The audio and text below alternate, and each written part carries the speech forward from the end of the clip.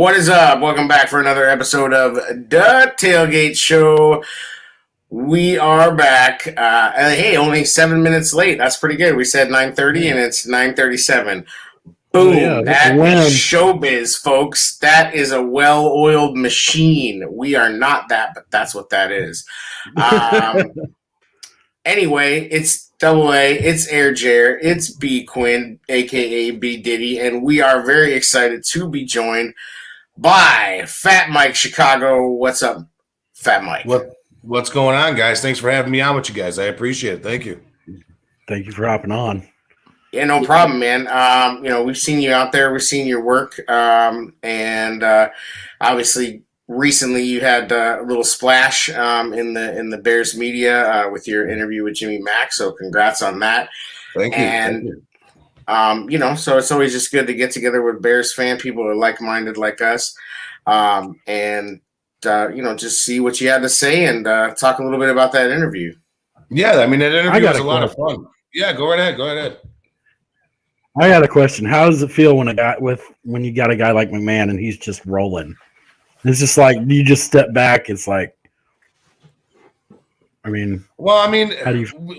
It was a great interview. There was a lot of things that were made into mainstream. You know what I mean? Obviously, where he said that's where Chicago's where quarterbacks go to die.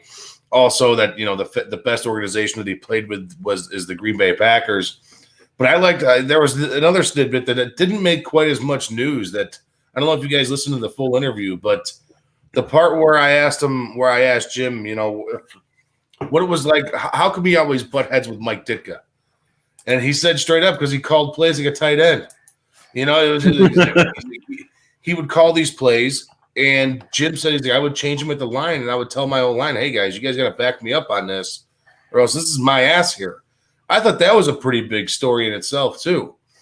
The whole thing about him, I know that you guys said you guys wanted to talk about this Jim McMahon interview, and that's awesome, man. It was great, man. Thank you for the acknowledgement on it. It was fantastic, but there was so many things in that outlined that entire thing where he says Chicago is where quarterbacks go to die. Mm-hmm. I thought it was more. I look at it where Chicago is a place where quarterbacks never thrive. Is how I look that's how I look like at it. It's not. When was the last time we had a good quarterback here? Jay Cutler. All right. I was never a big Mitch Trubisky fan. He never passed my eye test. I don't know about you guys. I don't know if you passed your eye test for a hot minute. We hope. We rode the wave. We wanted to believe. We wanted to believe. We got in the Mitch camp and we banged the drum and we were all disappointed when they drafted him though. Yes. Oh, we wanted Deshaun Watson, but like when we saw some hope, we jumped on board. You know what I mean? And we argued with all the national pundits and got blocked by people and went hard in the paint for Mitch. Like idiots. But just because we wanted to believe. You know what I mean? Like right. I get it. But but then when reality hit, we came down on him hard, and we got labeled Mitch haters. So it goes back and forth. We just call it the Mitch coaster, and our whole thing is that all we ever do as Bears is chase decent.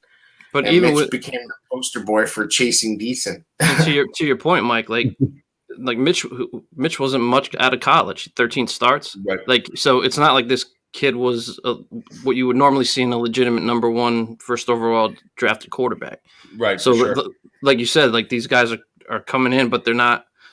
Who are they when they get here? Jay, yeah, but they didn't. How many offensive coordinators did we go through? The offensive lines that he played behind. Like I think it was 7 and 9 years with Jay Cutler. Yeah, 7 8 years, something like that, right. 8 or 9 years or something like that. But the thing that I was never a big Mitch guy ever since day one at the draft. I hated the pick.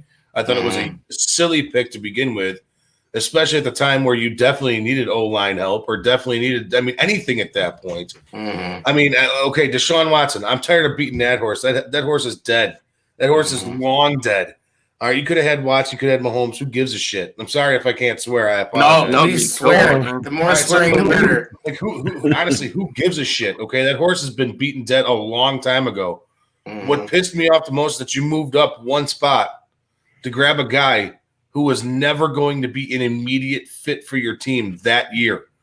You grabbed a guy with Mike Glennon that you just grabbed that off season, knowing going into it that Mike Glennon was going to be your starter for the year. You grab a guy to ride the pine immediately when there were other guys out there that you could have grabbed and plugged and played as an immediate starter and immediately help your team. That's look what's happening this year. Right. I will say the one thing I will say about that, Mike, though, is that like you look at what Kansas City did, and Kansas City did the same fucking thing with Patrick Mahomes because they thought he was the guy. They drafted him to sit, and he did need help, and he did need development, and he did need tweaking, and he did need tutelage. But where did Kansas City it was just the wrong. They went from 27 to 10 to grab Mahomes. Right. But they thought the Bears were taking Mahomes. They really did. When they moved up, the Chiefs freaked out because they thought the Bears were going to get Mahomes. Anyway, it's not the same not why though, he because called the show. Mahomes, the show, God damn it! You said it was like Mitch though, and it wasn't because Mahomes had elite traits. Right. Nothing But hey, but people wrote fucking soliloquies on Mitch's elite traits. So don't act like people. Yes, there are scouting reports that speak glowingly of his elite traits and his, there's also scouting reports that basically predicted exactly who he was. Fuck Mitch Trubisky. Go Buffalo. See you. Peace out. Fucking. We're on to the next amazing disaster. No, but with the Mac interview, man, like it's just awesome to see somebody get exposure like that because we all ultimately do this as a hobby. Like if it blows up, great, right? But like it's those moments, man. Like you must have been like beside yourself when you saw that exposure. I was watching NFL Live, and they played it. Like how were you feeling, man? Yeah, I mean, I fangirled the fuck out hard, man. I'm not gonna lie. I mean, everybody over on my team at 1252 fanned out hard.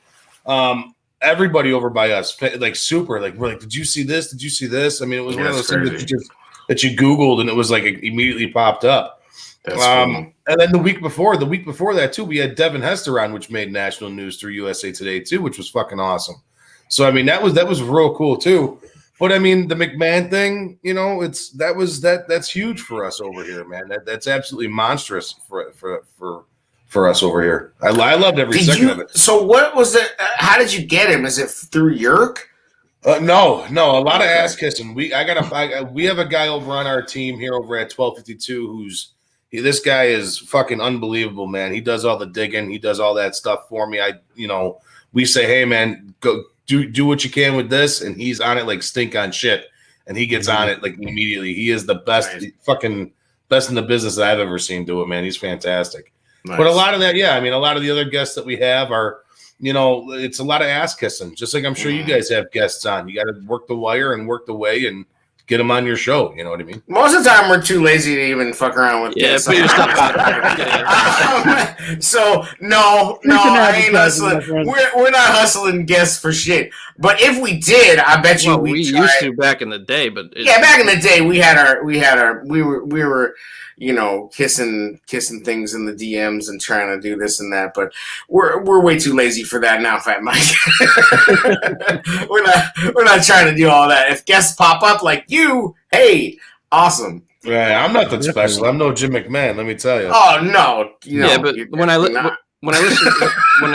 I end up when I watched the whole interview, I kind of felt like they kind of did him dirty in a sense though, because there was such a gap in between the Packer comment and the quarterbacks go to die comment in the interview. You know what I mean? But I mean, listen, Jim's a smart guy. He knows what he's saying.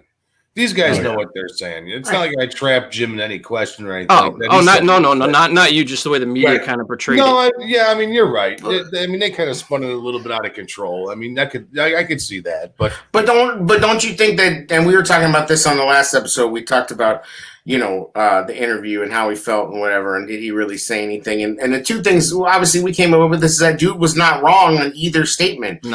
Even if those two statements were put together in a very pointed incendiary way, which they weren't, but even if they were just if the sum of the whole thing was really what TMZ boiled it down to, which by the way is great, and you can't choose how your sound bites are going to get put out there. It just is what it is. You're just lucky enough to get one that rides. But my thing is this is we came away from it going, yeah, what's your point? And like other Bears fans were like crying, like, he can't say that. And it's like Jim has never had some amazing relationship with the team. You know, like it was crazy that he came to Bears 100 and was up there. I mean, that was out of left field. I was shocked to see him really like. He even let Mitch wear a headband, man. Like, yeah, they put on a whole damn show with Mitch. I mean, that was crazy. You know, Jim McMahon's like, man, I came out of out of hiding, basically with the team, and for what, to jock this dude? You know, like, I'm just saying, like, we left it going, yeah, so what? And maybe it's good for them to hear, you know, some criticism from some of the royalty from you know the Camelot of Bears lore that is the 85 Bears. You know, maybe it's good for them to hear it. The one thing I will say that was definitely taken out of context, that got really overstated and overblown. You know, I asked him, you know, like, hey man, I'm like, are you watch? Obviously, you watch the game. He's like, no, not really. I don't really watch the game no more. And then I asked him a question like, what do you think the Bears do? He's like, you know what? I'm going to make this quick and simple. I don't know. I don't care. I don't watch them. And but he already alluded to that prior in the conversation where he was like, I don't know, man. I don't watch football too much anymore. You know, like he's doing other things. He's playing golf and getting stoned and fucking doing his own thing down there. Let the guy do his thing. He's done his time. That's exactly. And he's been trapped in that moment for fucking 40 years. Like, you know, he's like frozen in carbonite in Alice Hall. Like it's and this shit. I mean, this shit now. It's fucking what 35 years that we're still living on the Bears. Yeah, you know, like I'm over that fucking shit. We're on that shit, but yeah, we're on that shit. But you gotta understand what I'm saying too. No, I know. I'm absolutely fan here, man. Like, absolutely. You want me to? You guys may have gotten the wrong guest here because I'm not going to sit here and kiss Bear's ass. Oh no! You got the right guest. Don't worry. That's not what I'm here for. No. Man. Like, if you want my fandom is this fucking team has been fucking up since 1990. And it has to be fixed. You know, it's been dog shit since that. Okay, you have what? You've been in the Super Bowl once, 2006. Get the fuck out of here. Did you honestly believe that they were going to win that Super Bowl? If you did, you're fucking nuts and you're not an actual football mind. Plain and simple. There's no fucking listen. I believe they were going to win after Esther ran that kickback. That offense was fucking horrendous, dude. It was the same exact thing as we had. Time out. You take Tommy Harris out of that equation. You put in Tank Johnson, who sucked. Mike Brown was out. Mike Brown and Tommy played. How can you win in today's NFL? We saw it all year this year. You cannot put up – if you can't put up points, you're not going to be a successful team. Right, but 2006 was not today's NFL. Defense, it's close enough to it. It's still a passing league in 2006, no? Dude, you had those. Yeah, you had 4,000. Yeah, but who won the game? Their running back. Yeah, but the thing too was like after the Hester return, I had a glimpse of hope. Yes, right? Going into the game, I was like, me too. Yeah, I mean, I'd be nuts to sit there and say that. Like, oh my god, I didn't think. Like, I thought that was a fucking commercial. I told Devin when we had that on the show. I was like, I didn't even think the game was live. I thought they did that shit for a Pepsi commercial. You know what I mean? Once it started pouring out, though, I was like, we're fucked. And then Rex Grossman. Do you honestly believe that they could have won a fucking Super Bowl with Rex Grossman? They almost did. And that's a curse because it helps the Bears myth that defense wins championships. The Bears are a part of this myth, this great myth. You know, and it was a myth in 1985, and I think Jim McMahon is low-key very still bitter about all the fucking credit for that Super Bowl going to that defense. Like, Jim McMahon played his ass off. Bro. No, sure, he kicked ass. Like, that offense played their ass off. The reason why they're the second highest rated offense in the league that year is because they had the ball all the fucking time. Nope. Yeah, I mean, Mac only threw like 15 touchdowns and 11 picks that year. Yeah, I know, but it didn't like the number one quarterback that year was throwing 50 touchdowns. I mean, no, it was probably 28 or 30. That's also when a running back still ran the ball 45 times a game, though, too. Right. But, I mean, I'm just saying, like, in that NFC Championship game, nobody can make plays. McMahon finally fucking made some plays. That was the ugliest game. Peyton didn't do shit. and McMahon was the one that made some plays. Obviously, the defense played their ass off, but like somebody has to score at some point. It didn't like that 85 Bears were scoring touchdowns every game. Well, they were getting turnovers like crazy, but they weren't also scoring. You think about Rex and his NFC Championship game. He hits the bomb to Berrien, and the defense does what it does, and that's because that opportunity. At the end of the day, what it might just say, you have to score. The bottom line is this team doesn't represent enough as a franchise. This team is dog shit. Don't score from top to bottom. How do you keep the guy who was brought here to be an offensive mastermind and give you the Kansas City offense when he hasn't come fucking close to that shit? They barely average 20 points a game. Like, how do you go, oh, it's cool, it'll work itself out? You gave him all I know is that you gave him Mitch, bro. In Kansas City, that offense works no matter who the quarterback is. Like, but you see them bring in their backup, and it looks better than what Mitch ever did. Well, that's because Andy Reid's better. It doesn't work the way Mahomes makes it. There you said it. Mike nailed it because Andy Reid's a better coach. Andy Reid's a better coach. Of course he is. Andy Reid schemes the game to his quarterback suitingly. Matt what it boils down to. Matt Nagy is a real estate agent. They also have the personnel to do that too. Yeah, exactly. And they don't know. The Bears didn't understand what the fuck they had here. Okay, I mean, I'm not saying Mr. Trubisky is going to go out there and be a world beater in Buffalo because it's not going to happen. Josh Allen's going to play. Yeah, no, he's going to be riding the pine and making sure Josh Allen's jock is nice and warm for him. Yeah, all right, that's exactly what it's going to be. But you didn't use this guy to his strong points either.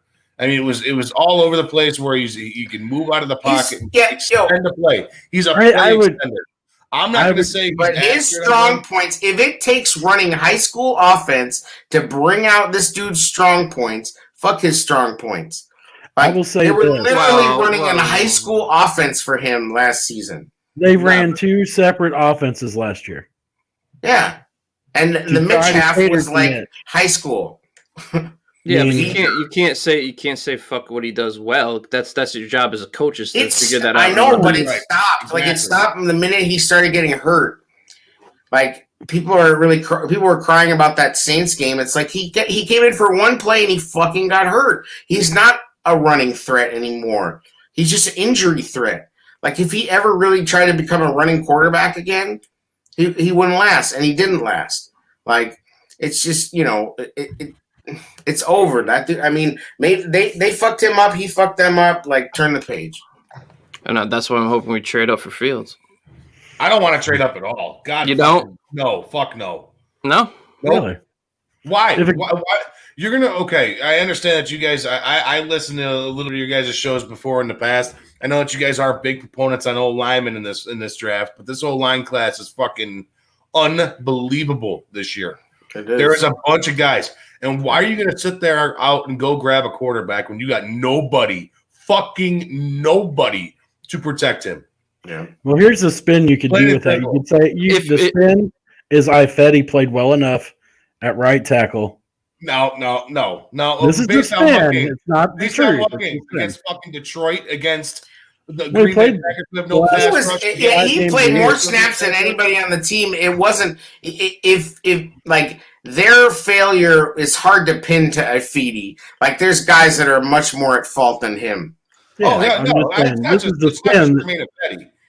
it's up and down that fucking line. They got two guys playing out of position. They're throwing in fucking. They're bringing guys from the car wash down the road for me to go fucking fill in at right tackle. Well, and my theory is this, and it's mostly a joke, but it's not 100% a joke, is I think Cody Whitehair jaked it on purpose to get Nick Foles hurt so his boy Mitch could come back. Like, because Cody Whitehair became trash when Nick Foles went in there. Like, how did that happen? Like, you've never seen Cody Whitehair look that bad. And I understand, like, listen, I'm not trying to toot my own horn here, fucking tug on my own horn. All right, but like I talk with a lot of guys up here in the Chicagoland area, guys that are in the game here a little bit, and they always tell me, like, oh well, the O-line looked good towards the end of the season, and it's like, well, look who they played, and I understand that they can't help who they play. Right. All right, but against the teams that actually had a decent pass rush, I mean, you're talking about the teams that they played where they looked good. You're talking about the Green Bay Packers, who were ranked towards the bottom. You're talking about the Detroit Lions, who were fucking almost dead last. The Houston Texans, who were almost dead last.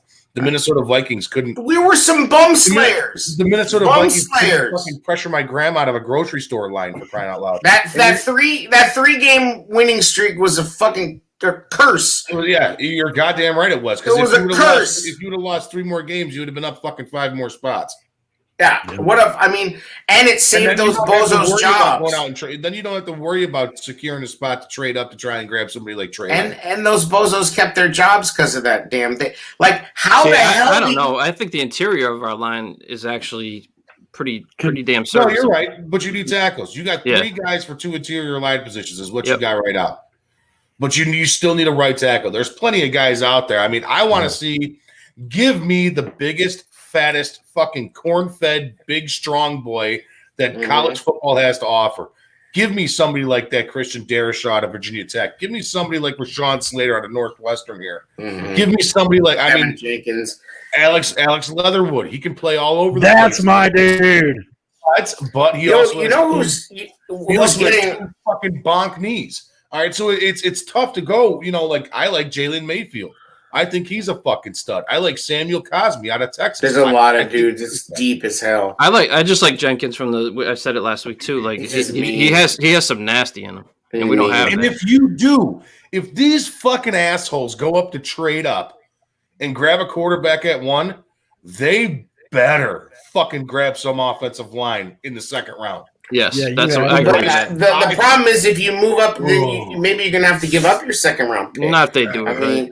If they do it right and trade it up into the middle of rounds, you can keep on your 2nd round pick. We'll give them rid of the 1st for next year, and you can still get a good tackle in the 2nd. And you can still get a good tackle. I like that Dylan Radnuts or whatever the fuck his name is, who covers Trey Lance. All right, I mean that's he's a big fucking. I saw him mock to us today. Yeah. He's built like a fucking tank and strong like a bull. Yeah, there's a lot of dudes. Even that lately, that Dickerson from Alabama has been getting a lot of love. Yep. You're gonna see this probably be the deepest, the most offensive lineman drafted, which is fucking hilarious. Not only that, but you also have Deontay Brown down there in Alabama. Who's the guy's the size of the back end of my fucking car, for crying out loud. You can throw that guy anywhere on the offensive line, and he's immediately going to help you. So, yeah, exactly. I mean, like the O line is so deep this year. Like, I mean, I think that what that means is, of course, the Bears will completely do what they should not do and do something fucking stupid. Like, it's hard for me not to feel negative about it. You know what I mean? Like we can imagine that they're going to do the right thing, but you got Nagy, who's just so hot to trot over quarterback. It's like, what are they doing? Like, what are they fucking doing with Andy Dalton? Like, really, I would love to know if there's any actual fucking plan for Andy Dalton. My plan, I'm in my 17-game stretch plan with Andy Dalton at the helm, or Nick Foles at the helm. Your plan is to suck. If that's the plan, then fucking execute it to a T. I mean, literally. There's an old saying, like, how do you feel about it was the old coach of the Tampa Bay Buccaneers. Mm-hmm. He's like, how do you feel your players executed in the first half? He's like, he says, I was for it. Yeah. Like that's what I want to see. I want to see these guys go out there. I mean, listen, I'm a diehard Bear fan, man, but this shit needs to be completely ripped down from top to bottom. I don't give a flying frog fat green ass that we have Khalil Mack. I don't fucking care. Right. I don't care that we have Eddie Jackson. I don't care that we have Akeem Hicks or any of those guys. Yeah, they're great players, man. I love them. They're fucking studs. All right. But you got to do something to rebuild this thing, because those guys, obviously, in a rebuild, you have something. You have to give up something to rebuild it. And that's exactly what this team needs, is a complete overall revamp. Well, that leads us into... Pace just doesn't time things well. Like, you could have had Dalton if you were patient last year. Like, yeah. You know what I mean? For $2 million, for $8 million less. And now we're trying to trade Anthony Miller in a draft that's stacked at wide receiver. Yep. They're not going to get anything for Anthony Miller. I don't see why you don't give him another shot. He's gonna be. You'd be lucky as hell to get a fifth round pick. You'd be lucky to get a conditional 7th. Dude, him in a contract year. I would give him another shot in a contract year. Why the hell not? Because and I've said this before on the show, Fat Mike, is that it's not a normal team. It's a fucking loyalty cult over there in that locker room. Yep. Like those dudes with a straight face told us that Rashad Coward was an NFL player, and they just kept shoving it in our face again and again and again, like we're fucking idiots. And yet we're supposed to trust these dudes' decision making. They throw Ryan Nall out there in the most absolutely ridiculous situations, just complete game losing horse shit. And we're supposed to listen to these dudes? Like every time Ryan Nall comes out on the field, I want to fucking smash everything. Like I can't take it. It's so obvious. Can you imagine what the other team is thinking? Well, Michael Byrne was worse. But, yeah. That's exactly how I felt when they brought out Cordero Patterson. Oh, every time you brought that fucking guy out, the ball was going to him.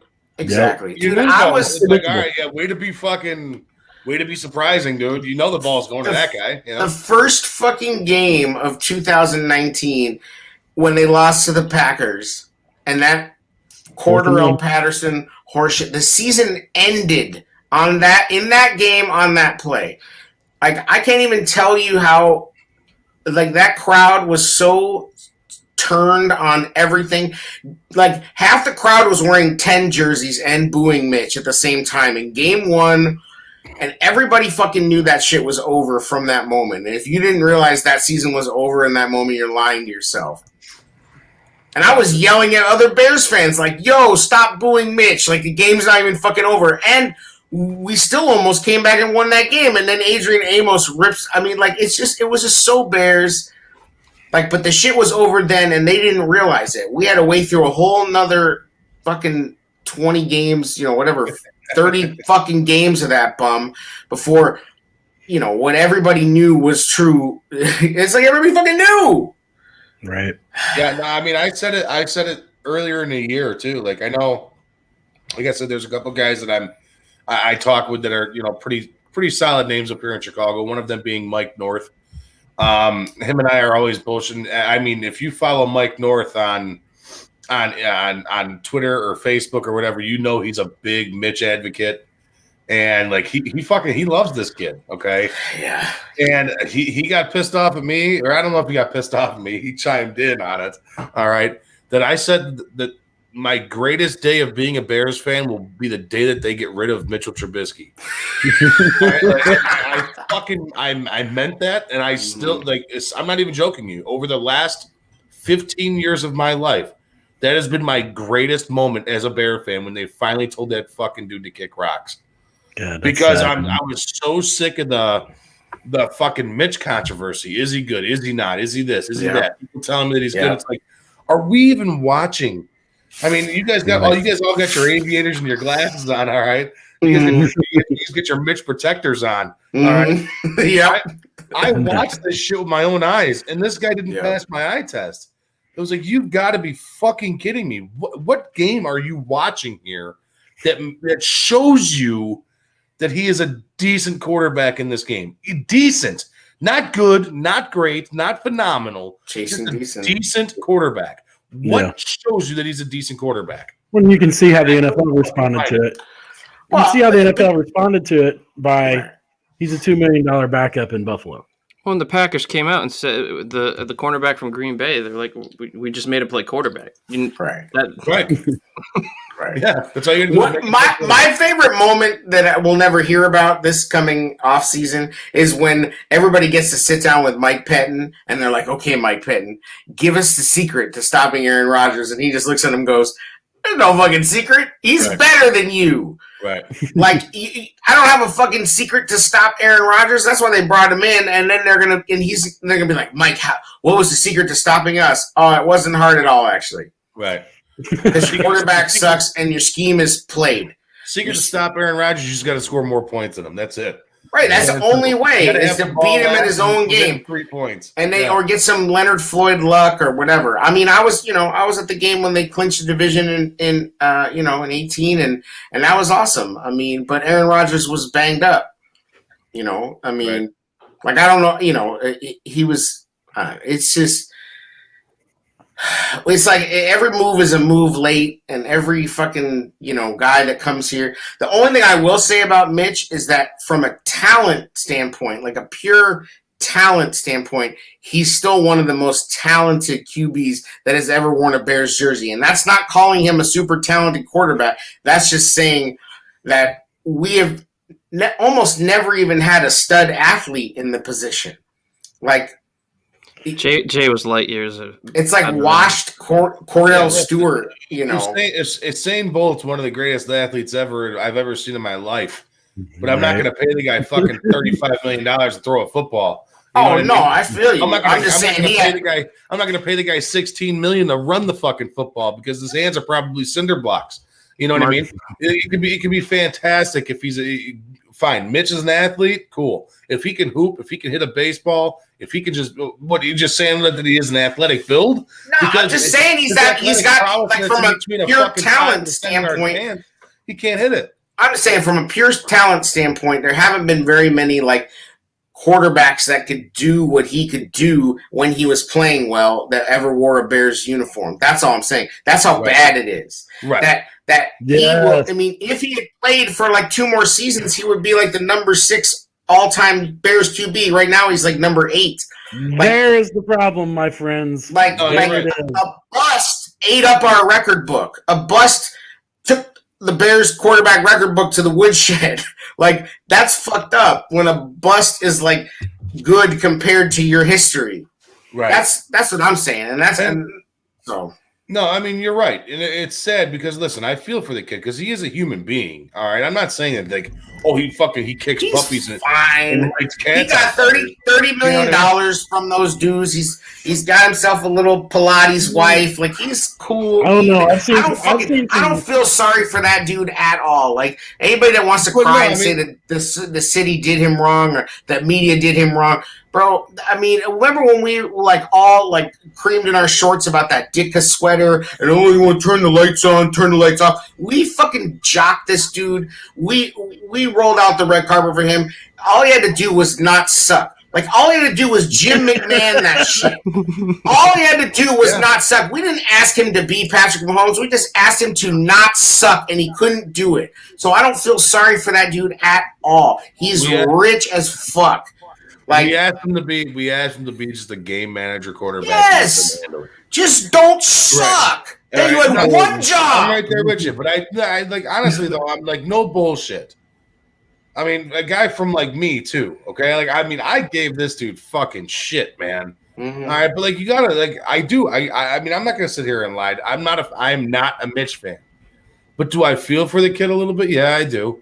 Because I mean, did he get a bad shake here in Chicago? No. You got to, you get your shake on how you put it on the field. All right, but like the dude got more shake than he deserved. It's like fuck, man. Like if this kid just if he could have just strung 4 games together in a row. Yeah. If he could have just strung 4 games together in a row, where he looked like dude, I got you. Let me run the 2-minute drill and win you a game in that 4-game stretch. Yeah.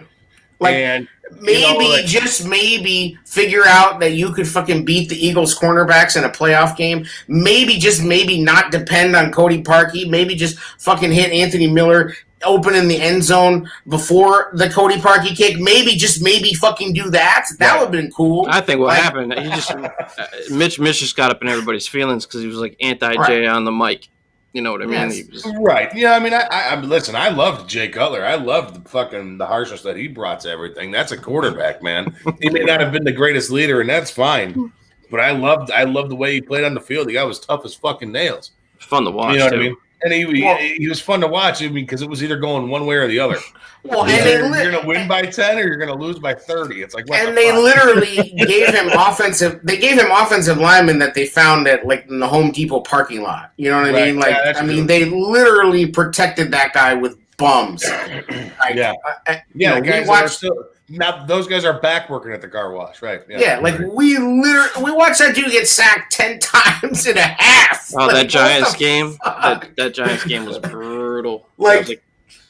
How could you? And you were there for still, that, weren't you, Brian? Not for that one, no. And still, Bears fans question that dude's toughness. Like, what the you know what I mean? And All still, you got to do is look at the. we're all sitting here dicking around, beating around here. I mean, honestly, what it's all been the same fucking situation. Yes. Mhm. All right, it's that the upper management does not know how to piece together a fucking football team. Plain and simple. No. Is what it No. boils down to. Okay, yeah, you traded off what? How many picks for Khalil Mack? What, 1, 2, 3? How many picks did you give up for Khalil Mack? 2 first. 2 first rounders. 2 first? All right. I mean, how We much got a would second you back. like to have a first rounder last year? That would have been nice. You could have had something else besides just Cole Kmet and Jalen Johnson. You could have landed something big in that first round. You know, like you could have added that. You could have added so many different things. Now, hindsight's always 20/20. There's always two sides to every story. But this team does need help, and giving away draft picks and draft capital isn't helping this team. And Khalil Khalil was a move that a team that's really close does, and I think that accelerated things definitely in our minds. But it just with the timing, it was not right. But when you look at it, going back, I'm sorry guys, I got a cold and I'm like half sneezing. I feel like I got like a droopy eye and I'm having a stroke. It's because I'm fighting off a sneeze. All right, but like this guy, you know, in 2018, do you really firmly believe that going into the 2019 season that you were a caliber team? Did you really believe that you had a playoff potential Super Bowl caliber team going into 2019?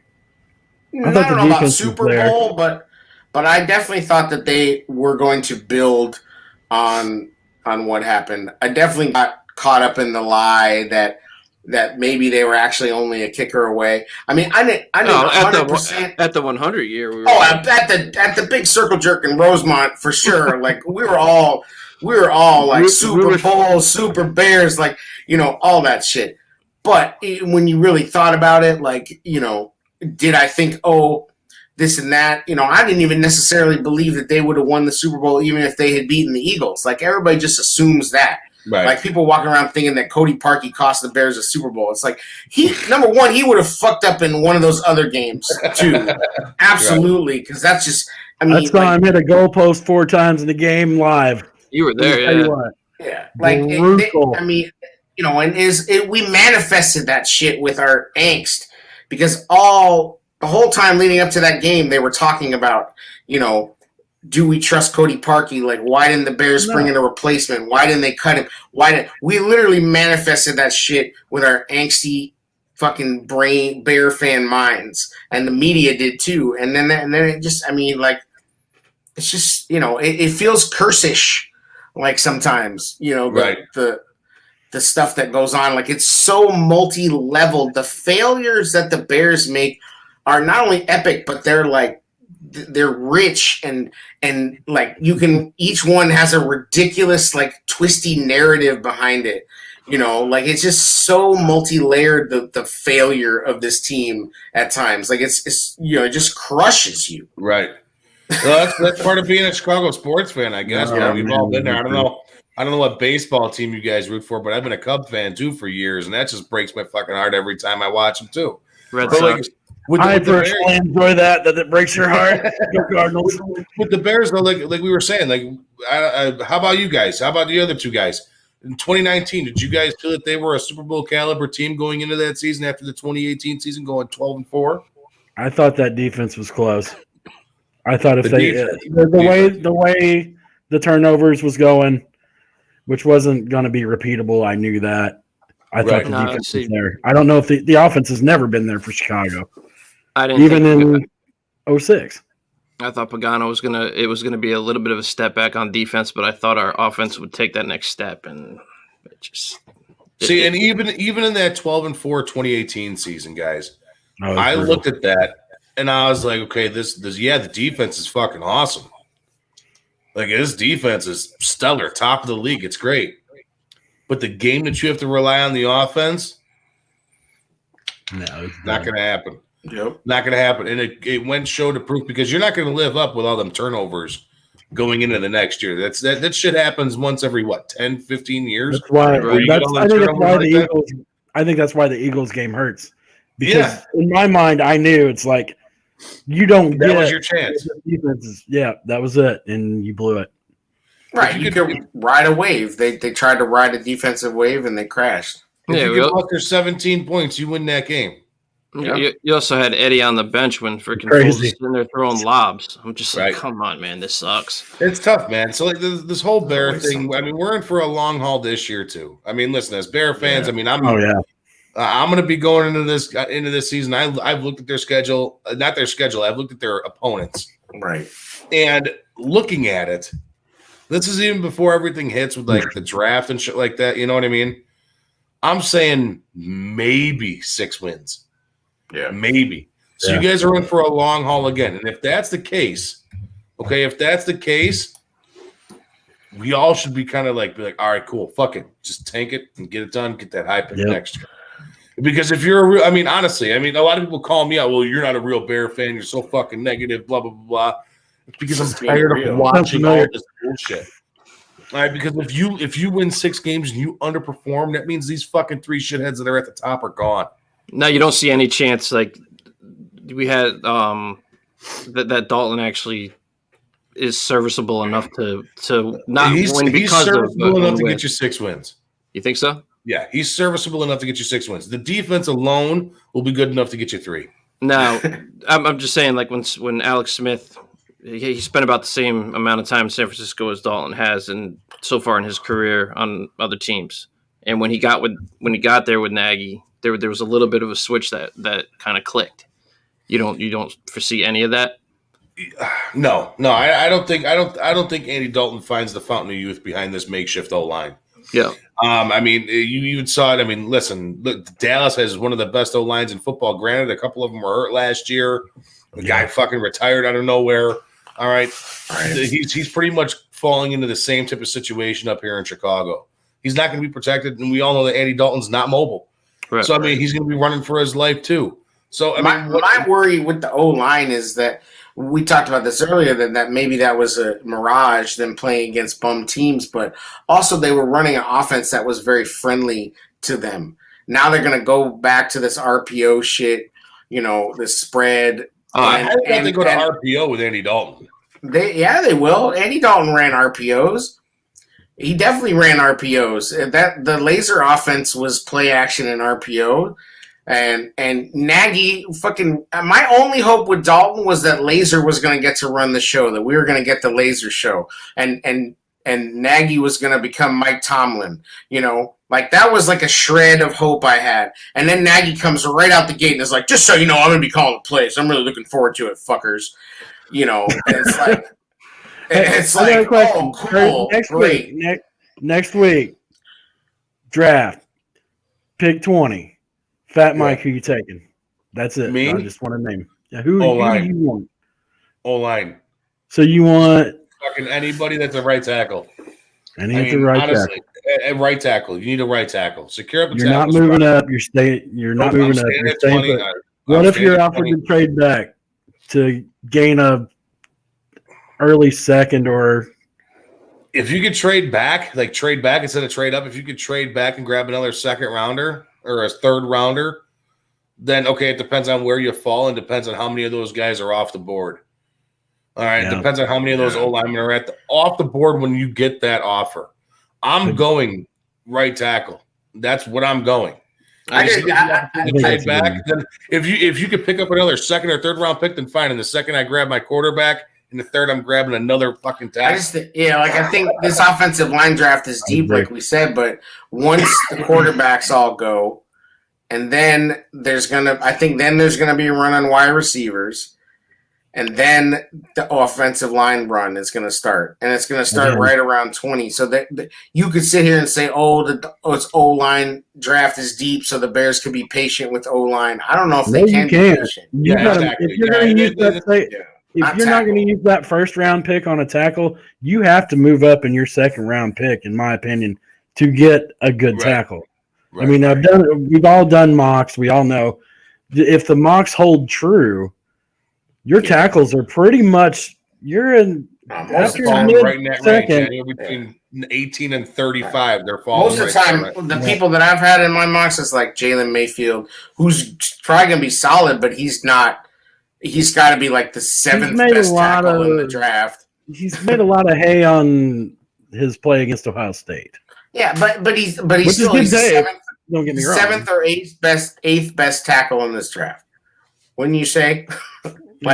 So that's a bummer to take that at that position. Like, you'd love to be able to, like, if some, if Jalen Waddle somehow sneaks down to 20, you can sit here and go, no, I'm taking Dylan Radins. I don't know.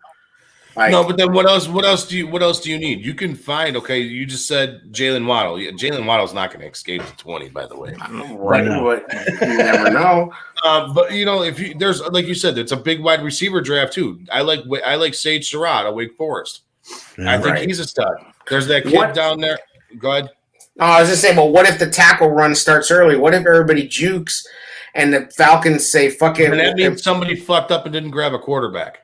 Right, but the Bengals are going to take probably a tackle. They're going to take Penei Sewell. Then, I would see that, yeah. Everybody thinks that's the first tackle that comes off the board. I think the Falcons are the wild card. The Falcons are still in on Matt Ryan. Arthur Smith is in on Matt Ryan. They'll take Pitt. Yeah, but Matt Ryan's also. Yeah, if they'll take Pitts, they'll probably take Pitts. Yeah, but Matt Ryan's old, but he's still playing really fucking well. Like, if he put up a season like he put up last year for the Bears, we'd be like, oh my God, this is the greatest thing we've ever seen. Well, of course, It's bad for Matt Ryan. Yeah, but you're comparing, I know, but I'm saying, anybody is better. People act like Matt Ryan was a bum last year. They just had no defense. Well, that's where they become a wild card, though, man. Right. So I don't know. That's what I'm saying. Well, what are they going to do? I think Cincinnati. I'm not so sold that Cincinnati's going to go after an O-lineman either. I can see Cincinnati grabbing a cornerback because cornerback. Cornerback, yeah, because they're secondary. They're gonna pass up, if they trade down. They're not gonna pass up Jamar Chase and Penei Sewell for who? For fucking Horn. Surtain? No. No. I'm just saying, don't put it past her. If they trade back, which would be smart for them, because if they want to tackle, there's no point in my mind in taking, because you can't tell me that Penei Sewell is that much better than Slater or Darsaw or I don't. Penei Sewell's got injury question marks. Well, so did Eddie Jackson. Right. But you got him in a steal in the 5th round. That's totally different. You're talking about the 6th overall pick with injury issues. That's how we screwed ourselves out of Deshaun Watson. If I'm Cincinnati, I'm getting Burrows a tight end. It's that simple. If that guy's there, if Pitts is there, you got to take. I don't think he will be. But he's not going to be there. The Dolphins will probably take him, right? Where are they? You're already going to get tackle in your next round, so. I'm just saying things might spin sideways, and I think there's going to be an interesting decision for the Bears at 20. If they sit at 20, I think it's going to be wild. Some of the guys that are up there for them. Having said that, how would you guys feel if we ended up landing Justin Fields though? I would love to have a Lamborghini, but I don't. I just don't. Where's the reality that leads us to that point? I don't see the path to Justin Fields. Oh, there's not. I'm just trying to dream for one more week here, I don't want to dream kind of shit. Keep dreaming. So what do you got going there, Fat Mike? What you got going for you? Yeah, tell us about 1252 Sports. Tell us about your shows. Tell us. I see you doing something with Hubner. What's up? Plug your shit.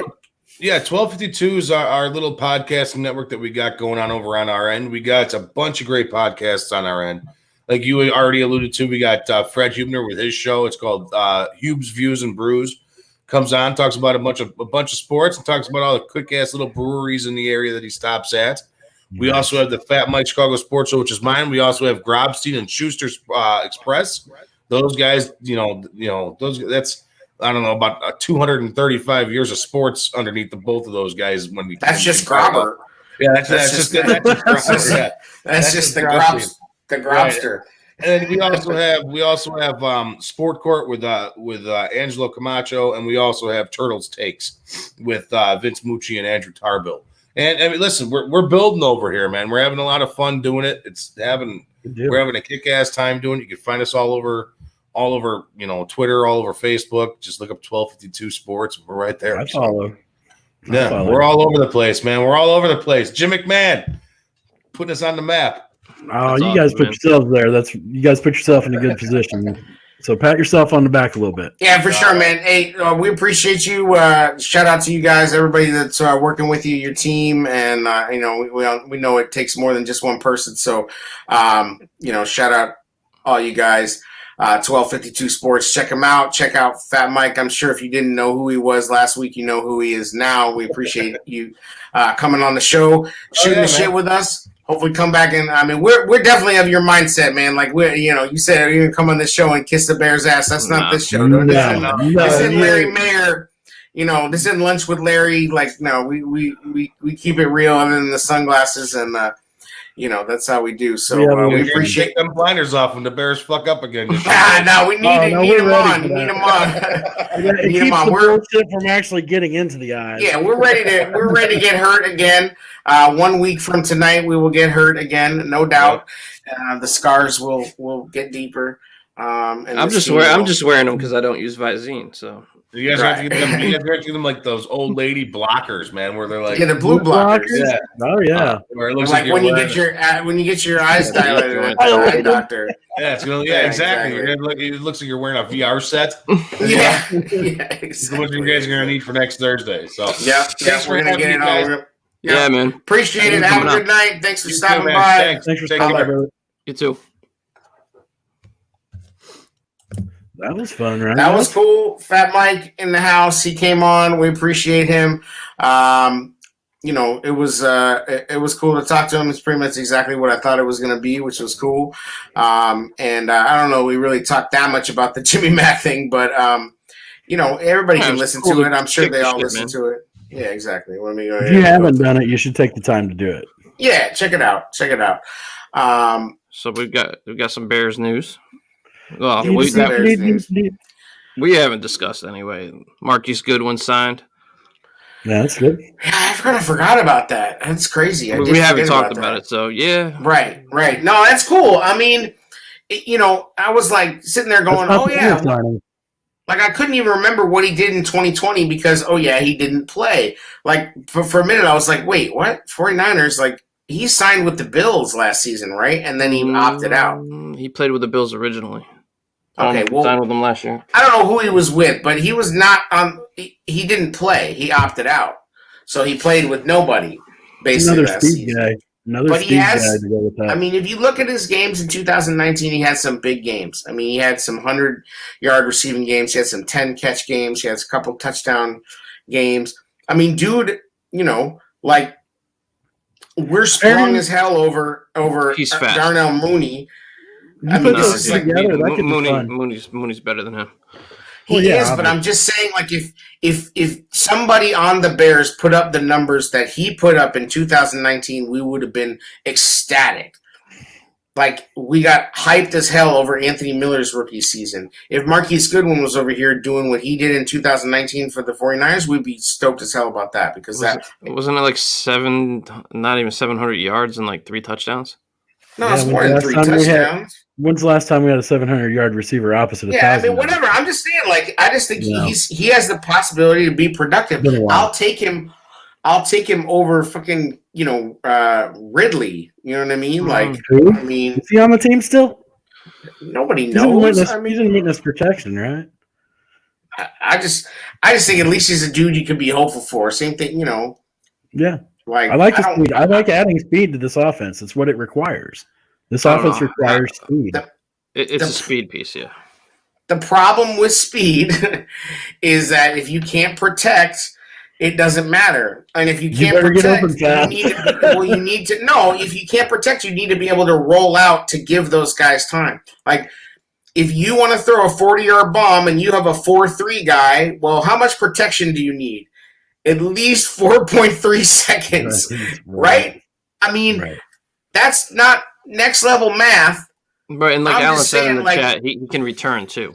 And we kind of need that void filled right now. So, how about can we give? I'm going to give Pace a little credit here for the attaboy. I'm getting Tayshaun Gibson back. I like that move. I like it a lot. It's fine. No, he was our best safety last year. Second half of the season. I think it's a good. It's a whatever move. I mean, he was fine. Like he was fine. Like he looked good amongst a bunch of underachieving dudes. He almost, Like- almost interceptions. I know how we feel about He that. was a He bright was- spot he amongst a was bunch of pretty dudes who solid. should have been better. I mean, I'm not going to get excited about that. I'm glad they did it. No, 'cause the I'm not options were excited slim. about it. Yeah, I'm not no, excited he about gets it, no but I pats like on the back. I'm just saying, he gets no fucking pats on the back for that. Nah. it. Fine. I'm happy Steal my about it thunder. because he's better than the other options we had on the roster next to Eddie. Artie Burns. Ugh. Well, that's cornerback, but Yeah, Yeah. but still, yeah, I mean, Devin Bush, Deion Deion Bush, yeah. Deion Bush. and he's kinda DHC. spent. I mean, and teams, I think Desai is going to run a lot more big nickel correctly. And they're Right. gonna, they'll probably run. Hopefully, everybody's hope is that he can go back to whatever made Eddie Jackson work. Listening to Matt Bowen over on Olin's podcast, and they're basically like, "What do you do to get Eddie Jackson to be Eddie Jackson again?" And he's like, "You have to let him do what he does. You have to let him roam. You have to let him, be moving forward, and being able to jump routes. Like you can't let him, I don't know, like you can have that luxury when you have a guy that has a little nasty in him, like when we had Amos. Do you know what I mean? Yeah. Right.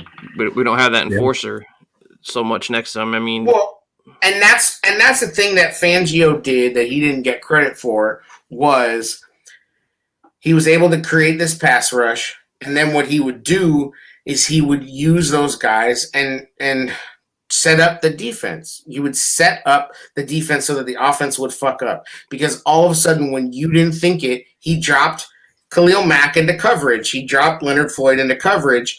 And then all the other guys, the defensive backs or the linebackers, could come up all of a sudden. And that's when the big plays got made. You know what I mean? That's when the and I think these they're hoping dudes- to Desai. I think they're hoping Desai brings some of that back. Absolutely. That's their only hope.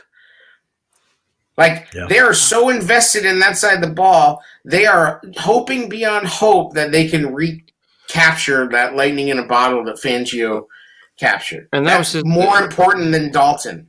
the thing having is, like, success. if they thought this highly of Desai, right? Why wasn't Desai why wasn't he getting anything? Like, how did Eddie get that fall that far? That's something that concerns me. That was Right. his Well, you position got group. him too, though. Because clearly he's passive. He was a passive person in those rooms. He was So not. how does that win ownership over? What are you talking about? They love that shit. Like they love fucking, like, oh, he's so unassuming, and I mean, it's like, oh, he's respected by all the players. It's like, okay, we'll see when they keep losing how respected he is by the players. Fangio was respected by the players. That was Don Fangio. You know what I mean? Like, Yeah, I don't that's believe that these players are going to give a shit what the professor says. You know what I mean? Like, it's like, oh, Dr. Desai or whatever the fuck they call him. Like, I'm sorry, but if the shit is not working, they're going to turn on that guy real quick. Like, it's going to be business decision city. Yeah, like bear down loyal, man. He hit the nail on the head there. You're talking about like big name coordinators aren't going to come to Right, and Trubisky's a great example where other coordinators not willing to come to a burning ship. That was speculated all season, and for a while I tried to like poo-poo it a little bit, but like, I mean, that's real. I mean, they did interview a lot of people. You could look at the Desai pick as like, oh, he's going to be Fangio light. He's going to do what Fangio did. You could also look at him as the cheapest, simplest, lamest option they could have taken. Like, like it again and again, it's like, if Mike Pettin becomes available before, do they just hire Mike Pettin? That's true too. Pettin was willing to jump on just to be a consultant, basically. So right. But my question is like, what if Mike Pettin was available at the time? Would they have just hired him? It seems like the same thing happened with DeFlippo. You know what I mean? Like, DeFlippo became available late, and then they were like, "Oh shit, we should have hired him." You know, like it was too late. I don't know. Timing's always late, always man. The timing's fucking always fucked. So yeah, so I mean, whatever. Like, then you have Eddie Jackson. I'm the best safety in the league. Comment. He's out of his fucking mind. Like that dude is out of his mind. Like I don't know what. Like you better get to it. I'll tell you that. If he wants to put that out there, you better show it. Stop talking. Like dude, they need to stop talking. Like Eddie's got. He can be great. I mean, we said it. He's Deion Sanders. Like he's Deion Sanders. Like he's never going to be a Steve Atwater. No, that's not. Atwater was a linebacker back then. We were told, that he was going to be like, Hall of Fame caliber. You know what I mean? Ed Reed. Like Ed Reed. All of a sudden, he became the chosen one. Like Ed Reed, like he should never told him anything. Like this whole. I mean, that was just. Eddie Jackson, just like every other damn member of the team, just started loving the smell of his own farts and like fucking thought he was the shit before he ever even arrived, and that's just been, I mean, arguably, Chair. I don't even know if he's going to be Mark Carrier. No, I don't either. At this point, you know what I mean? This point, who definitely knows? Definitely not McBrown. No, bro, like no. I don't know. I mean, we'll see. We'll see. But my thing is this: if they don't get off to a fast start on either side of the ball, it's just gonna crumble so fast. Like there's no glue. There's whatever like loyalty they have to Pace and Nagy is so gone. Like that's where I was gonna say. It's so thin. Like they don't care. Like these dudes are just faces on a Zoom call to them. You know what I mean? Like you've heard rumors of some of the starters being shopped, for trade. I mean, they know the score. They know the score. They know that they've been deemed replaceable. Like. I wish I would have asked him about Akeem Hicks. I wish I would have asked. And then Kyle Fuller. They sent Kyle Fuller packing. Like, you don't think that hurts the defense? Well, I mean, we're just going to throw Jalen Johnson out there as the starting cornerback, and we're going to hope that works out, huh? And believe me, I've shitted on Kyle Fuller a lot. But, like, that's a big if that Jalen Johnson just takes the next step. Right. Like, that dude was getting targeted a ton. That's not going to stop now. No, you need to get pressure. He is going to get tested. Kyle Fuller didn't get tested that much. What did Trubisky said Double A's head's gonna explode when Laser gets fired mid-season and replaced by Mike Furrey. Oh my god, dude! Like that is so accurate. It's so painful, bro. Trubisky's bringing the heat. Trubisky's bringing the heat like that breakfast pizza's about to do to your ass, bro. Mm-hmm. My man Trubisky's put up the nastiest looking breakfast pizza ever. I was like, why did I go to the store and buy this biscuit crust, like take and bake monstrosity, bro? Like looking like some Aldi ass, like next to the cheese and hot dogs fucking pizza. Like that thing was looking sketchy as hell, man. My man bought a box of eggs home to his wife and was like, gravy sauce. Gravy sauce, he said. Bro, like, who? Yeah. What stoner crazy ass put together this thing, dude? Like a box. Like, I know it'll be a pizza, but instead of the crust, it'll be a biscuit. And we'll put some cold ass eggs on top of it. She's sitting next to me laughing. Oh, like you brought that shit. Breakfast crumble. There's suspicious breakfast crumble. What is that? It's like the ashtray and some bacon bits I don't put know, man. together. DiGiorno put out that croissant pizza. That doesn't actually. That look is half nowhere bad. in the fucking realm of this thing, dude. No, This that's is a like Walmart. That's a Walmart methed out trip. We haven't ate like- for 7 days, but this looks like we might eat it. It's either that or just scratching our sores on our arms. gravy sauce, bro. Gravy sauce. Gravy sauce, bro. Like, get the fuck. I didn't see that. I didn't see that part of it. He just told us it has gravy sauce and a breakfast crumble. Like, you might as well get the boysenberry sauce from IHOP and just douse that shit in it and just like eat yourself to death. Yeah, like him and Jared could have a shitty pizza cook-off. Like, My that's pizza would rule your world. like that is literally a pizza that like a coked out like country star would be found eating dead on the toilet. Like, he was found next to fucking, like an empty bottle of Perks and a giant fucking gravy pizza. Like, like a half-eaten fucking gravy pizza, bro. I'm just telling you, Jared, honestly, that pizza you cook, you would get your ass kicked in the Northeast for trying to even bring that to a table. That's fine. Yo. You Imagine that shit. Like, hey, New York, the area I'm in, like, there's great pizza everywhere. Yeah, bro, like, here's the thing. Lasagna goes in the glass dishes. That's it. okay? Baked ziti, wrong. lasagna. I'm not wrong. The glass dishes have nothing to do with pizza ever. It can't.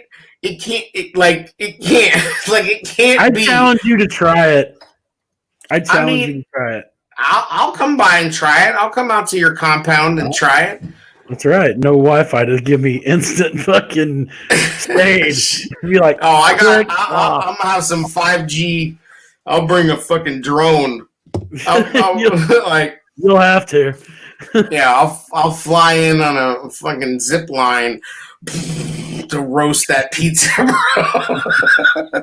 I mean, like, it wouldn't be if you cooked it in a cast iron pan. It would change it into a pizza. All right. It's just the glass. Like, I challenge you to cook that thing in a cast iron pan and handle it. And then it will become a pizza. But cooking in the glass and it boiling in that glass makes it a casserole. Dude. It doesn't boil. I don't get it. It's like, it's not crispy, though. I guarantee you this shit is not crispy. It is. You gotta cook it. You pre-cook it. Bro. Cook the shit out of it. Now, put it in your cast iron pan, Jared. Low five, you- Jared. Low five. Keep the bacon away from it and put your pizza in the cast iron pan. Your pizza really doesn't even deserve any shit after the breakfast shit that we saw. Thank you. I will take no shade from a guy that has a gravy pizza. Yeah, and that eats fucking steaks like shoe leather steaks Yes. and shitting on Chicago hot dogs, which is fine, by the way, because Chicago hot dogs are definitely like an acquired taste. Like, it's a Gene and Jude like- banging, bro. but that's not a traditional Chicago hot dog, Gene and Jude's. yeah, All Gene and it Jude's is. has on is mustard and onions and a whole shitload of fries. And the sport peppers. Right, and the sport peppers. Sport peppers are cool, but let's be real about Chicago hot dogs for a minute. Oh, here we go. Frequently, this shit does not work. Like, frequently, a Chicago hot dog is a total fucking mess. The tomatoes are mushy. Absolutely. The pickle's not right. The fucking, the bun gets soggy because you got a fucking salad on the top of it. Like, yes. the Chicago hot dog goes sideways so easily. The sport pepper shooting out the side of your fucking mouth, like, or you eat like an entire sport pepper in one bite, and then you're just like, God damn it! Like, it's a mess. Like, a Chicago hot dog is a fucking mess. The thing I don't get is the Instagram, like, not Instagram, but on Twitter, like, every time somebody gets one, they have to like hold it up and like take a picture of it. It's like, Yeah, it's dumb. It's dumb. Like, food Twitter is like a strange place. Like, people argue about pineapple pizza like there's people out here trying to force people to have pineapple pizza. Like, if you don't fucking like it, who the fuck cares? yeah, I'm not Like, trying to put fruit on my pizza. It exists because people want it. Right. Like, I guarantee you that no pizza place is like, yeah, let's order cans of pineapple just in case. Like, You know what I mean? Like, there's no reason for that. They order it because it fucking gets This is ordered. If what- people like it, ain't nobody's trying to come and force it on you. Like, why do people get so offended? I mean, that's my question. No, I'm looking at his hot take. Like New York pizza, it's like all in That's New not a hot take. That's that's no, truth. no. I'm just saying that New York pizza, like the pizza's like that everywhere in the Northeast. Right. It's not just- The New Haven, New York style is fucking like is pizza.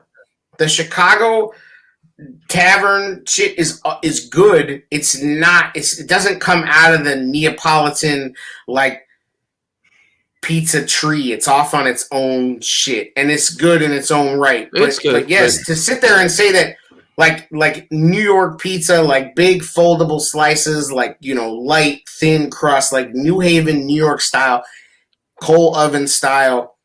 That's more accurate to like what real. Pizza was born out of leftovers for peasants. Right. It was made out of leftovers with cheese and sauce and whatever they Now could put slow on. the fuck down. He's saying no. Chicago pizza now you're is too super. far. No, I Calm the disagree. fuck down. Yeah. Calm the fuck down. Like you don't get it twisted. Just because there's a little tomato water in there, you get Illuminati's. You tell them to fucking do it well done, uncut, butter crust, sausage, spinach, peppers. That shit is banging. That Peppers, is, I'm good. and you could pick it up.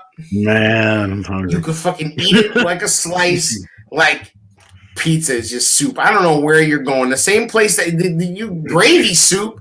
Your pizza's biscuits and gravy, bro. Like, come on, shit. Literally biscuits and gravy. Literally a biscuit with a gravy. This man took his Twitter handle and went shopping. Made his Twitter handle a shopping list. This motherfucker made his Twitter handle a shopping list. He got- trying He to tell got, me people. sorry, man. He got so big. He went to the store and said, "I'm gonna eat biscuits and Yeah. gravy, man." Yeah, I am biscuits and gravy. You'll see. It's on Yeah, brand. We'll give it that. Shout out to our guy. And the Bears were not at He Trey went Lance's. sideways. They weren't at Trey Lance's second pro day. Yeah, that's that's just subterfuge, right? Yeah. Because Nagy tried to dress in all like Ohio State colors and be incognito, right, with his Matt Nagy lanyard. Good thing they didn't have those lanyards. Right. It's like Matt, they have HD cameras, right? Like, I'm so jealous of the 49ers too, because they put themselves in a position where they have like a selection of like 3 guys, right? It's not. Yeah, It's they not. got a good team. Huh? Yeah, they got. a good team. yeah, They've got a very good team, man. Like, and yeah, and their fallback plan of Jimmy Garoppolo is not the worst thing in the world either. no, but even like even the guy John is it the Beck is it the quarterback tutor. He's worked with Fields, Lance, and Wilson. Like he's worked with all 3 of them. He used to be a quarterback for Shanahan, and in Washington. Yeah, So like he's smart. even connected and got an inside scoop on these guys. I think Shanahan, when he ran a football camp when Fields was in high school, he was in the camp. Like he's known these guys for a while, man. Shanahan is football royalty. Yeah. Even if he wasn't a fucking great coach, he's got his dad and his dad's connections behind him. Matt Nagy doesn't have any of that shit. Like, Shanahan's on a whole other level. Shanahan already went to the Super Bowl before he became a head coach. It wasn't like on some smoke and mirrors rumors like Nagy did. You know what I mean? Like, Shanahan is so much more accomplished in every other way. Oh, and he's a made man, and he's fucking football royalty. Like, we don't have any connections like that. Like, Just to the Saints. we got to get together some bullshit kicking camp that everybody thought was the stupidest thing ever to find a kicker. Like, they look like clowns with that shit. And They looked like fucking clowns, and then they didn't even find a kicker from it. Like, that's clown shoes shit. Like, Matt Nagy and Ryan Pace, I don't think they're thought of as bad at their jobs around the league, but I know that there's a lot of old school dudes who probably look at them and go, "These clowns." Like, Yeah, I mean, people have already starting to bitch about the presser next Tuesday. Like, what do you expect? You go around the you know league. what it's going to be. It's all the same though. We're not exclusive. Right. It's These are how press mandatory conferences are. media. It's mandatory media. And they're going to say a whole Marshawn lot of Lynch. nothing. Remember Marshawn Lynch? I'm just here so Yeah. I won't get fined. That's basically what they're doing. They're just nice about it. Right. Yeah, they're going to just tell us we're gonna try the best, draft the best player for the Bears. We're looking for players that are going to make us good for this upcoming season. We're going to collaborate. I know we say that a lot, but we're going to collaborate. And well, I sent you guys that compilation of all the Lovey pressers. Like Lovey was very repetitive. It was the same thing, but there was more success there. So you're willing to tolerate it because you also don't want to give people something to write about and talk about. Like, you don't want to do their jobs for them. Huh? Like Louis Riddick did today? Absolutely. That was a trip. If people didn't hear, Louis Riddick went on Cap and J Hood this morning, and he was took a whole different tone, and his tone's been slightly shifting of late. I mean, if you listen to him a lot, and I do, he's on ESPN radio a lot, sometimes once every couple of weeks or more. He was even on with Mike Greenberg, and he always gets asked about the Bears because he obviously has connections to them, and he's smart about everything, but he's smart about them. And he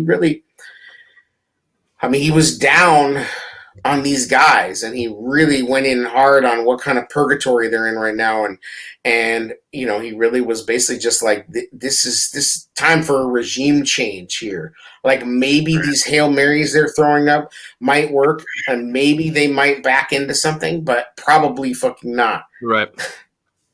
And it was a departure, and the biggest thing that I think he said, which was kind of messed up, is like, and sometimes it's like, okay, you sit there going like, why is he saying this? Like, he's Nagy's boy. Why is he saying this? Is he being put up to this? Right. Is he positioning himself? Is he positioning himself? But he said, or is he just being led to believe it from what he knows, man? Right, but it's possible. But he said, where are the explosive plays? You know what I mean? So let's imagine for a second that Riddick, on some level, was kind of like fed this. Nagy wants him to go out there and say, like, we need explosive plays because that's what he really wants to draft. Like, that's the thing, is that you think Pace and Nagy are going to be able to turn, if Kadarius Toney is there at 20, are they going to be able to take a tackle at 20? I don't trust them to take a tackle at 20. Your potential most explosive playmaker got hurt early in Tariq. I mean, that's the guy that he's been trying to get going since he's been here. True, and he's just never really got going. Well, but that's a thing that, like, that's also where the quarterback couldn't throw a wheel route either. Right. Chase Daniel was literally better at throwing to Tariq. Yep. I mean, Tariq, with a decent quarterback that could just lead Tariq a little bit, anything could have happened. And that's why, honestly, like, I was kind of excited to see Foles and Tariq work together. Well, Mooney's a burner too, and like, if you had a quarterback that could actually hit him when he's open, that would be helpful. Yeah. So maybe Dalton will be that. I don't know. I just don't see it. But Riddick went hard in the paint, and it was weird. Like, it was weird where you're like, why'd he do that? I don't know. I'm just hoping. I'm hoping we trade up for. It's not going to happen, man. But I'm hoping we trade up. If we trade up for Fields and Dalton was a serviceable bridge, even though I think Fields. I think Fields is ready to start right away. But yeah, I don't. I think it's way more likely we stay put or trade back. And I think you're going to see a guy like Kellen. I think, I listened to a few other shows. It's like Kellen Mond's the darling this week. And now it's Davis Mills. After the top five, I don't give a shit. Really, you're just kind of throwing darts. But don't you think, like, what if Mac Jones is there at 15? Like, do you move up from 20 to 15 to take Mac Jones? I mean, Louis Riddick also fucking loves Mac Jones. He also likes Mitch. I know. And that's a big knock against him. I mean, he's the dude that called him Maserati Mitch. It's like, oh, we know you're lying now. I think I already tapped into that one there, Ira. What would make Bears fans freak out if you What are your drafted worst case picks? Well, I mean, worst case picks at 20 are I don't know, maybe an edge rusher, Jer. Well, no. So Jer put out a big flaming mock of trash that had an edge rusher go at 20. So I'll just available. I'll read off Stop a couple names that I've seen in most mocks, and we'll work off that. All right, let's Yeah. go. Darsaw. Yeah. So Nice Tevin one, Jenkins, Kadarius Toney is, man. Personally, like, we have a gadget guy. I think Tony's going to be, unless the plan is to have him replace Tariq, so you're not having to pay Tariq all that money, and you can get a kid on a rookie contract that could be similar, but he may end up being a decent receiver someday. But right now, he's a straight gadget guy in my mind. They showed you they're not going to take Tony because they just signed Goodwin. They're not going to do that. Right. So Greg Newsome, cornerback out of Northwestern.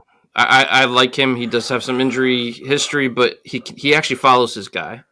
Which would Matt Bowen loves him. Said he could play off or and he's shifty. press. He's a plug and play. They feel like he's plug and play. But he also follows his guy. He doesn't need to stay on one side of the field. To me, the biggest confluence of need and best player available is honestly probably going to be cornerback. It is, as much as everybody's screaming and banging the table that we need a tackle, where value and need meet, which is part of best player available, is going to probably be cornerback. I just think that's the case. And then so the names we've got so far, we've got well, you're about to say Darsaw, right? Darsaw has been Tevin Jenkins, Darsaw, Newsome. And the kid Aziz Ajulan from Georgia. I might have butchered the last name, but he's an edge rusher.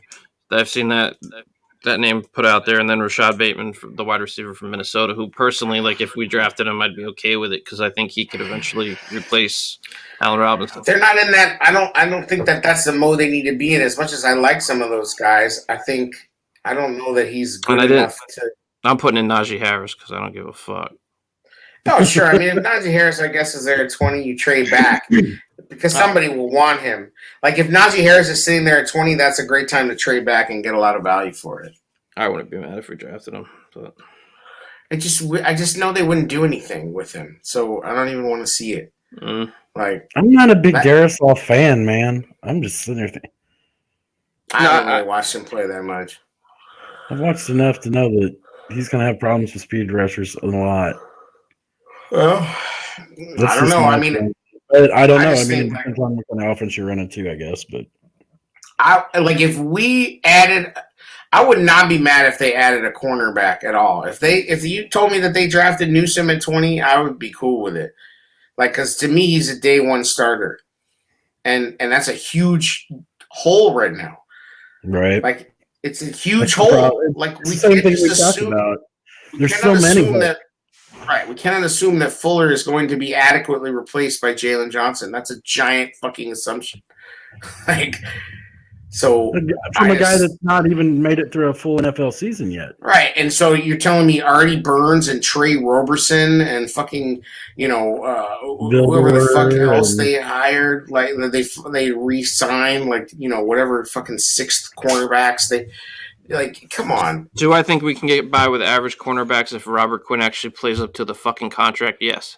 It's such a huge if, though. I don't think he's a good fit. Like, I don't either, man. But, like, we need a pass rush. Yeah.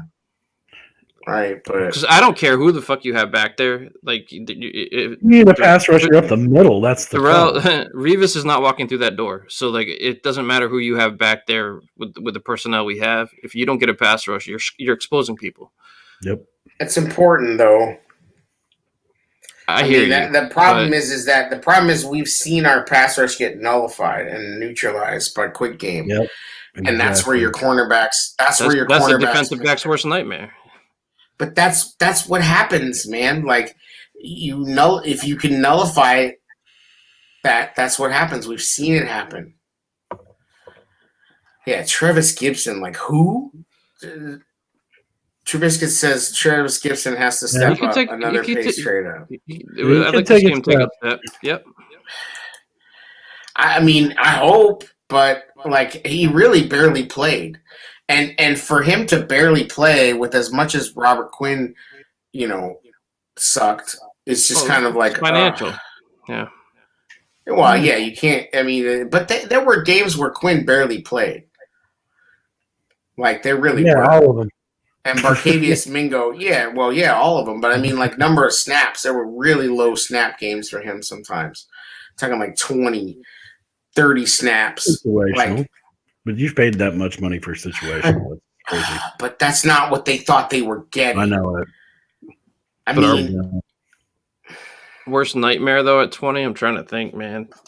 Probably any quarterback after the top 5 at 20 would piss me the fuck off. Like, if it's Mills, I'm probably gonna fucking break my TV. If they reach for a quarterback that they think somebody covets, whether it's Mills or Mond or fucking that would do it.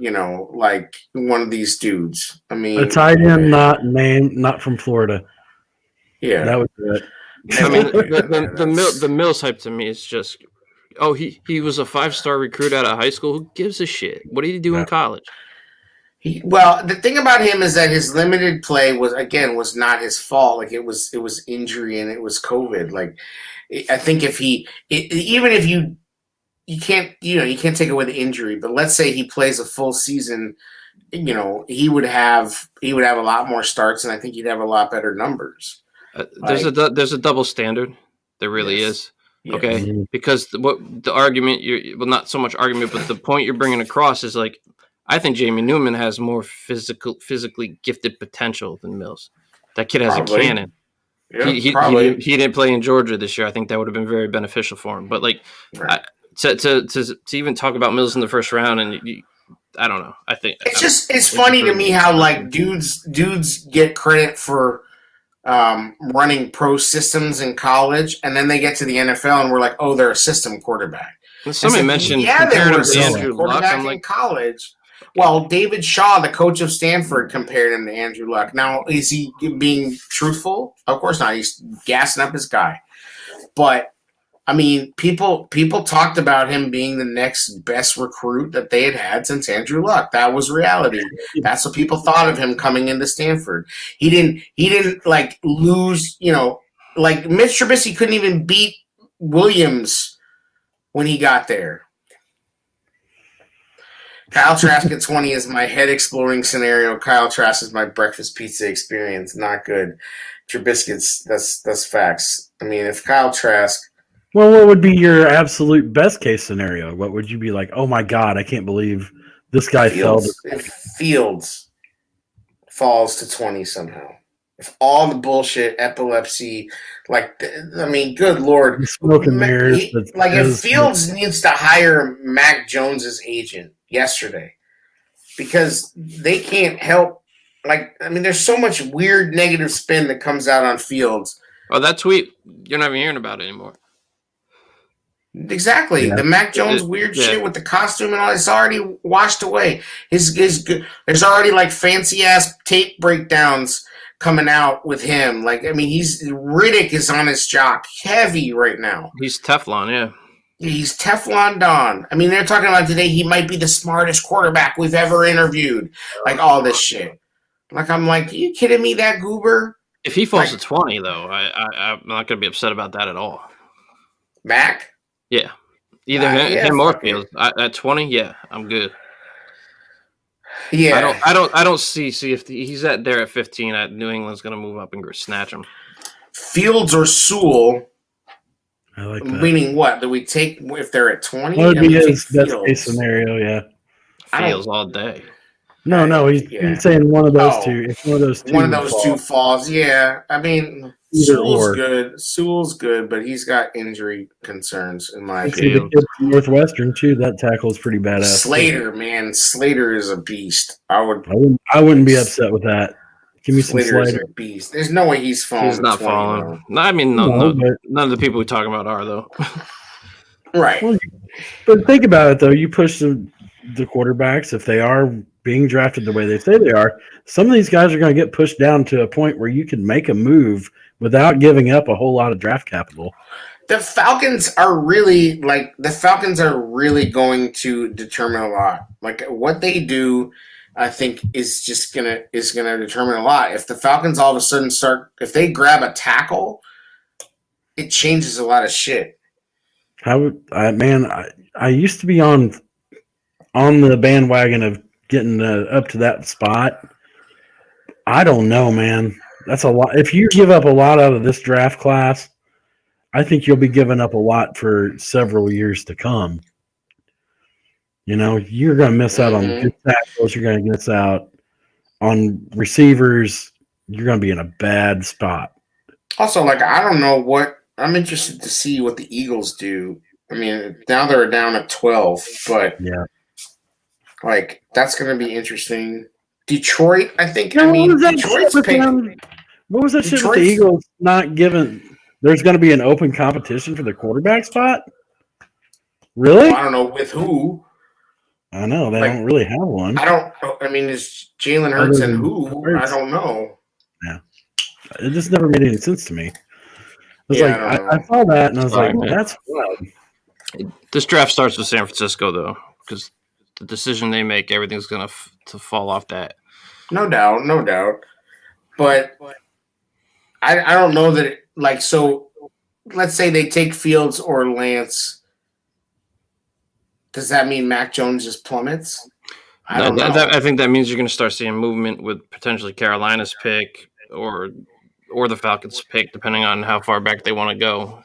What I think is if the 49ers take Matt Jones, you're going to see a lot of people like – here's the way I see it happening. If the 49ers take Mac Jones, then Atlanta is going to have a tough decision because they really pass up on Fields. Well, if they want to tackle moving back, right. They're still going to if you make the tackle pick, you basically commit to Matt Ryan for right, but they don't need to do that. So if they're committed to a tackle, at 4, and Trey Lance and Fields are on the board at 4, that pick becomes super valuable. Yeah, but they're committed to Ryan already. They pushed his $40 million cap hit till next year. Yeah, they're not. Yeah, but Arthur Smith is all in on tackle that. Move, when you draft a tackle, you're looking way further than 2 years. All right, but there's no way they take a tackle at 4. That if they are decided that they are not taking a quarterback and they're not taking Pitts, then they're going to move back. Like, absolutely, they're going to move back. Somebody's going to jump up. Like, the Broncos will jump up and take Trey Lance. I believe. Somebody will. I mean, hell, the Panthers could jump up and take – I mean, just because they got Darnold for 2 – I mean, I don't think that doesn't prohibit you from taking Trey Lance. I'm not sure Lance is a move that Fangio would want to make because he's going to need time to develop, and Fangio is not at a place in his life where time – to develop maybe. I think they're looking more. I think they're more looking for a veteran to back up if Locke doesn't work out. They have a veteran that could step in. The more I think about it, the more I feel like the Bears are very comfortable with those second-tier quarterbacks.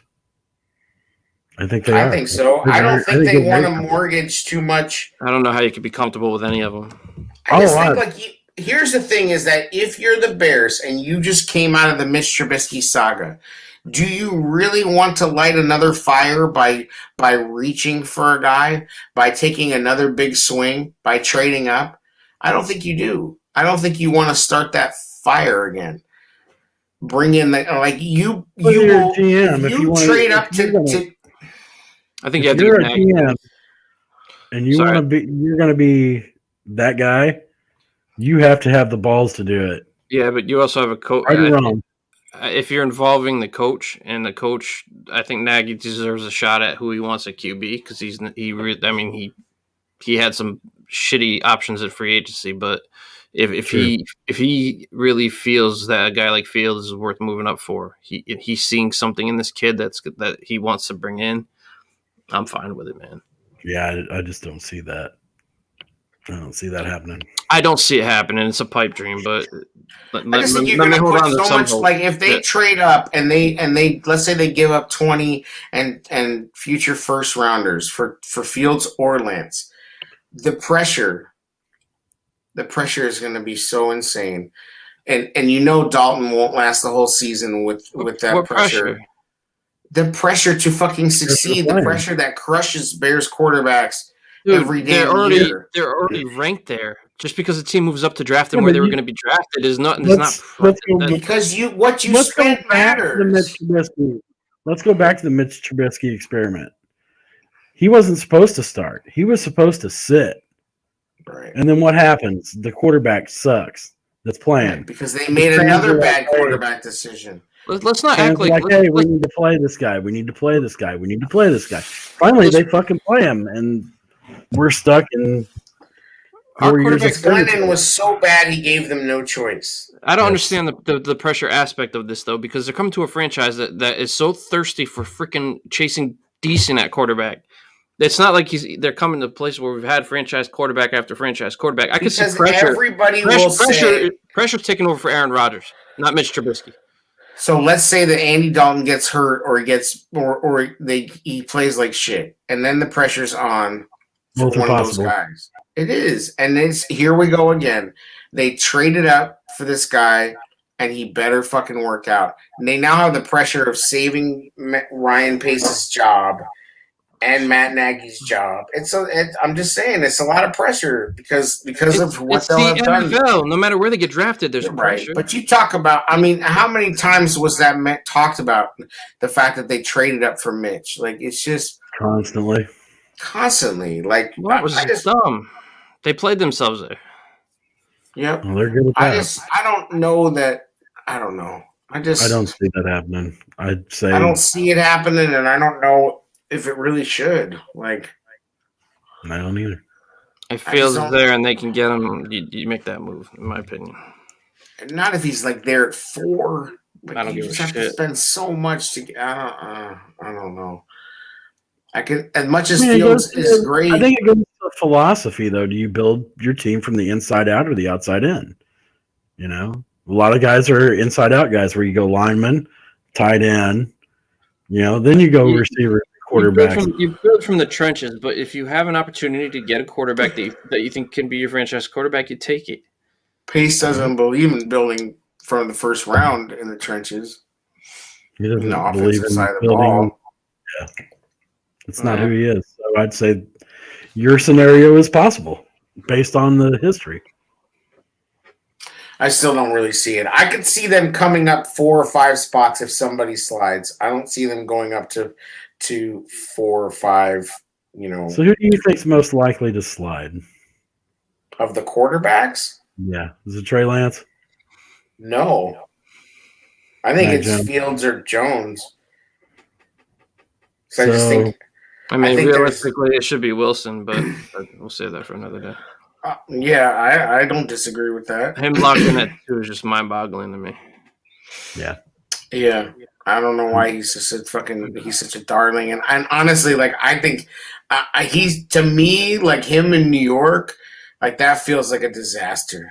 I don't know why. It makes no sense. I have no analysis behind that. If I was the Jets, it would be Fields all day. I just look at him and he's gonna get to the big city, and Zach Wilson's he's gonna get turned out. Like Darnold got turned out. Zach Wilson's gonna be the BYU second coming, Jim McMahon to the Bears. It's a trendy league, man. They're looking at all the off balance throws, and they're seeing White Mahomes. But yeah, it's crazy. I see Mormon Mitch. The best thing about it is next week we'll have an answer. We will, and we'll be one of the 250 Bears pods that rules on our night, which is Thursday. That's right. Please listen to us, because every other Bears. Yeah, we should just mish them all together. Nobody cares. We care, listen but we to us, you fucks. Listen to us, you fuckers. Thursday fans. Thursday's our night, but everybody's gonna be rolling. So tonight is your night, bro. Yeah, that's it. We talk about everything. I think we talked about everything. No, it's just gonna be like Bears Pod Palooza next Thursday. Right? Yeah, they better StreamYard better fucking pay their bills. Turn on the light. Pay your light bills. Get Elon Musk in there to help your ass out, because he's about to get swallowed whole. It's gonna be a big night. if you're working for StreamYard, server IT, hold it down. It'll be like fucking We should Tobey put out a press Maguire on the release. front of the train car like Spider-Man. What? Put out a press We should release. put out a press release. Nice. Trubisky's is rolling with us next Thursday. He's going to bring the breakfast pizza. Now, I will say, in the world of bastardized pizzas, do you guys remember? Do you remember the Mexican pizza? Let's have him on, man. Yeah, we can bring Trubisky's on. Yeah. Do you remember the Mexican Yes. pizza? Yes. That was actually pretty good. Yeah, if you do it right. It was not a pizza, but the Mexican pizza at Taco Bell Oh was no, pretty fucking good. I was. You yeah, don't remember the Mexican pizza at Taco Bell? I've had taco pizza at a pizza joint. No, fuck. Nah, I'm not Taco talking Bell. about that. I'm not talking about putting taco toppings on a pizza. I'm talking about the Mexican pizza from Taco Bell was pretty fire back in the day. Taco Bell's a risky. Oh problem. yeah, Taco Bell's horrible trash. My buddy Just used like to. My buddy eggs- used to just work like there. eggs bro. from Dunkin' Donuts. Yeah, but no, my buddy used to work there, and he was like, "Dude, the meat comes in liquid form." Oh, the beans come in powder. The beans are powdered. Like they just get big blocks. Like you can't trust anybody that puts guacamole in a caulking gun. Like I mean, That sounds like some redneck. guacamole and sour cream are in a fucking caulking gun. Like, not even one that they tried to make look like a culinary tool. Like, they were just like, nope, caulk out, sour cream in, cha-chunk. Dude, Michael Jordan owns 3 restaurants at the casino near my house. Man, they got this Mexican joint called Sol Toro. Bro, they come tableside and make the guac right in front of you. It's like it's banging. It's like Yeah, I used to work at a place that did that. I used to do the tableside guac. I Yeah. could make that shit tableside. I'm a molcajete master. oh, You don't know nothing, bro. Just tell me. Taco Bell, bro, like they got the caulking guns and they were like, oh, let me guess, you want 7 layers of this shit? 7-layer burrito in your Go to Home ass. Depot. The cheese that doesn't melt, fucking mystery cheese. Nice. They had to put instructions on the soft taco. like no lie, I got so sick from Taco Bell once when I went to my doctor. I shit you not, man. He said, "Did you eat out of the country?" I'm not even fucking around, and all I said to him was like, "Nah, I made a run for the border, man." Like, Bro, they had a Chihuahua as a spokesperson. That's probably what was in the meat. Yeah, like no, that would be too expensive. yeah, Anyway, fuck Yeah, Taco Bell. that's- But the Mexican pizza was all right. That was a long time ago. That was before they went sideways. I'm just hoping we get better next weekend. I hope so too. No matter what, it's going to be highly debated and probably rather We'll be about it next week. enraging. Are we going live after every pick, guys? I mean, are we just That'd be going to a watch it live? We're just going to watch it live. We're going to go live after every pick. Like, you're just We're going live for the first pick. I thought we were going live for the draft. All right. I thought Oh we were well, I'll going be at work. So Why don't we go live for the Bears pick? I don't know about the whole first round. Oh yeah, that's what I mean. I didn't mean Yeah. like, I didn't. I mean, yeah. That might be probably that. I might be home by. You want that time raw of day. emotion. Ooh. Oh. All right. Yep, Just- no doubt. All right. See what happens, boys. Hopefully something good. Yeah. Well, Thanks. Let's Shout out to Fat Mike. Appreciate thanks, you coming in. 1252 That was fun. Sports. Yeah. Check it out, but not too much because like there's too many fucking Bears podcasts. So just listen. Like, He's it's cool. doing all Chicago sports. Yeah, stuff. they're doing their thing. They're doing their thing. But like, check them out, but don't leave, you fuckers. Don't leave.